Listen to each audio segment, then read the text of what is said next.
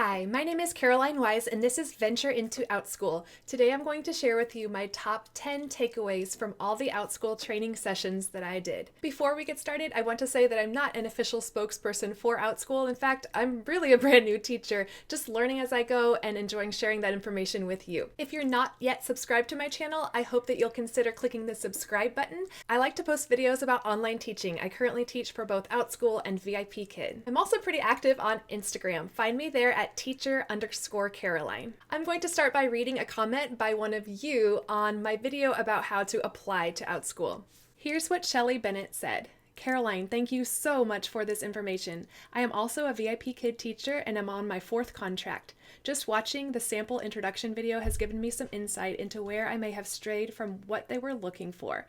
I appreciate the extra information that you are willing to provide also. I have applied once and will be giving it a second try soon. I would gladly use you as my referring teacher. Thanks again. Thank you so much, Shelly, for taking the time to not only watch my video, but leave a comment. I really appreciate the support. It helps me realize that someone out there is watching these and hopefully benefiting from them. I do have a free Outschool application guide. You can find it in the description box below. You don't have to use me as your referring teacher to use the guide. It's just a free resource for anyone who would like to use it.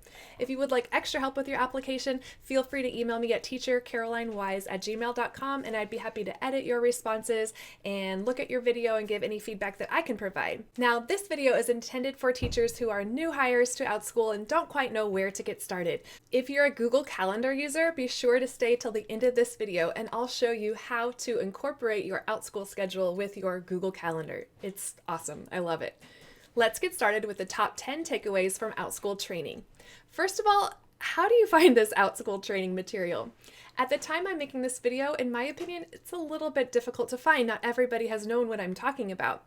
Maybe in the future it'll be mandatory, but right now my understanding is that it's just an option to take these different Zoom training sessions with a current Outschool teacher. Here's how you find the training. When you're logged into Outschool, click Teach. Then under Resources on the right-hand side, click Training Modules.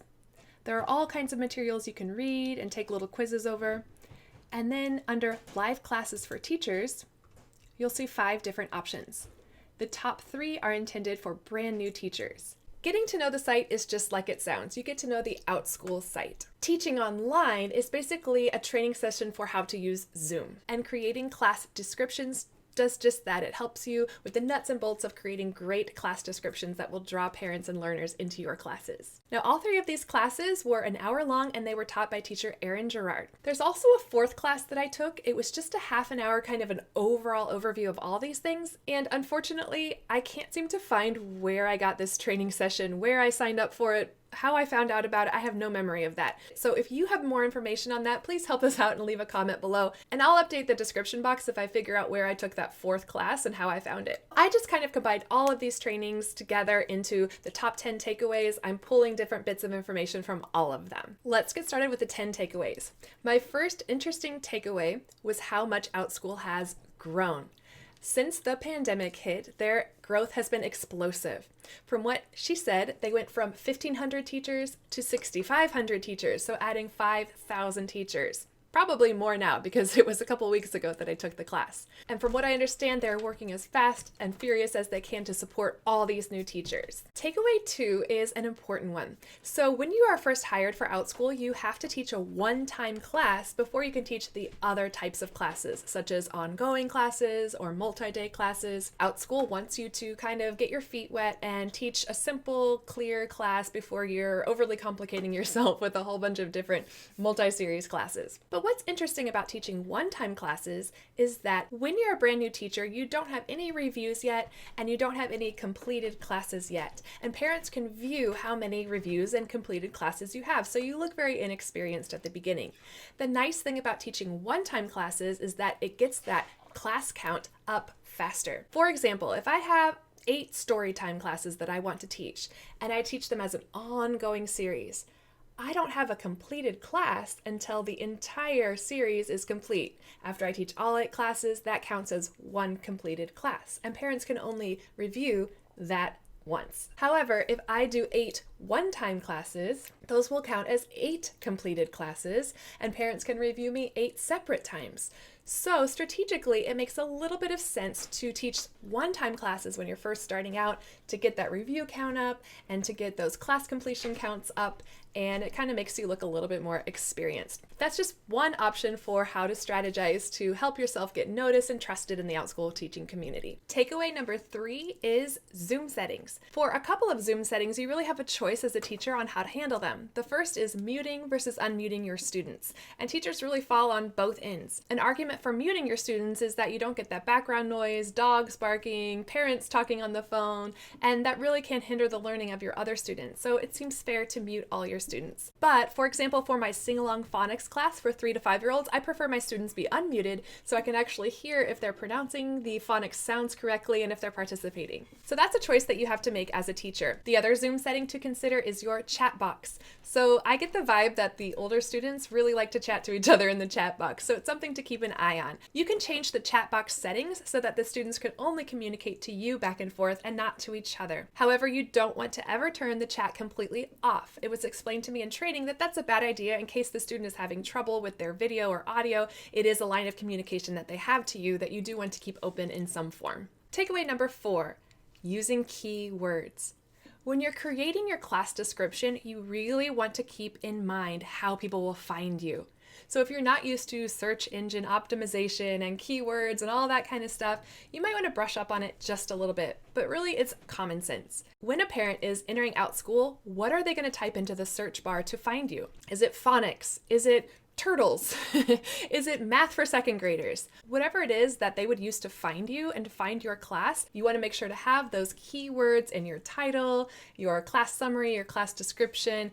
Have those keywords in there. So you don't want to be so fun and cutesy with your title that you don't put those important description words in there as well. It's also a good idea to consider other options that a parent might search. For example, with my phonics sing-along song, I might have phonics, but maybe another parent might instead search letter sounds or circle time. So I want to make sure that I try to put those keywords in my description as well. Takeaway number 5. You are recorded immediately upon entering the classroom. Even though class hasn't started, if you start your Zoom class and you're ready to go, you are being recorded. You may want to, avoid picking your nose and singing to yourself and all those good things because they will be part of your class recording. My understanding is that you can choose to share a class recording with the class automatically or just upon request.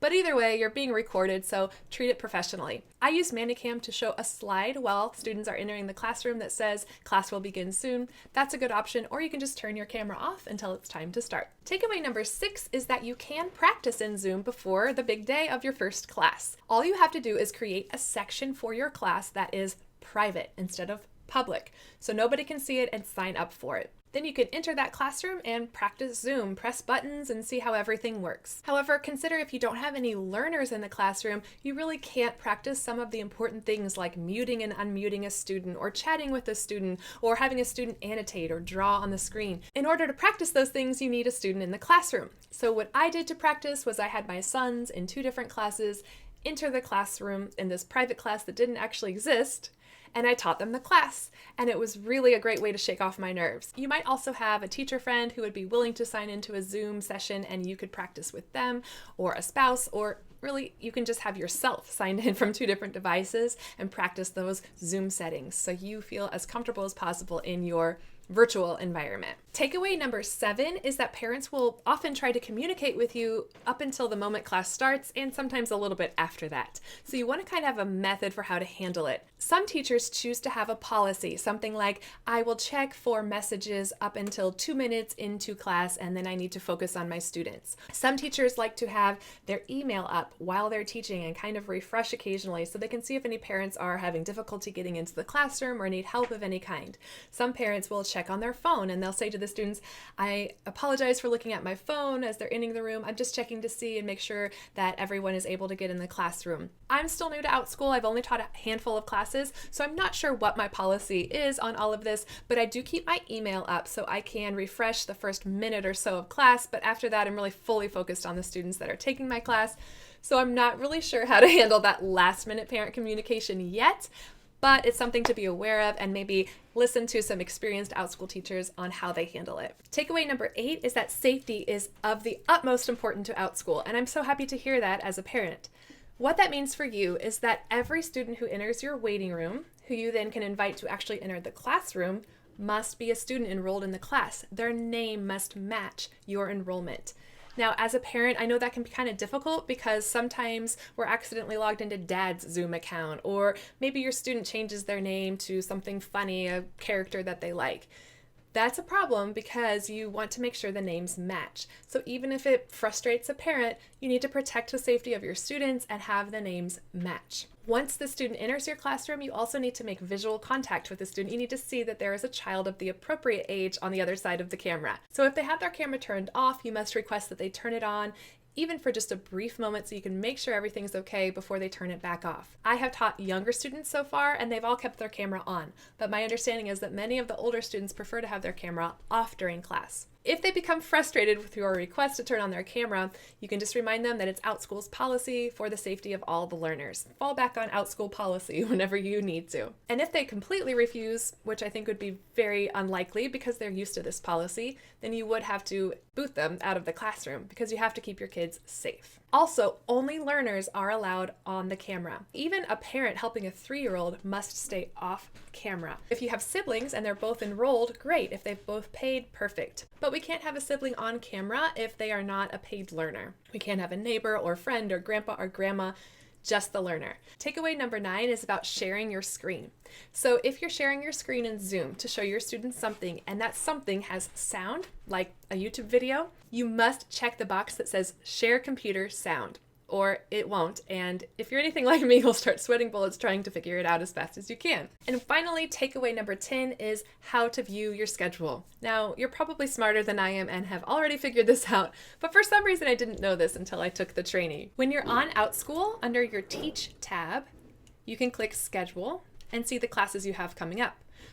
But I didn't know you could also look at it by month, which is super awesome to see at a glance what you have. You can also subscribe to the calendar by clicking the subscribe button, copy the URL, go to your Google Calendars and click the Add Other Calendars button. From URL, paste and add calendar. Then it should be visible for you to see. Pretty awesome. But keep in mind you have to be under the Teach tab.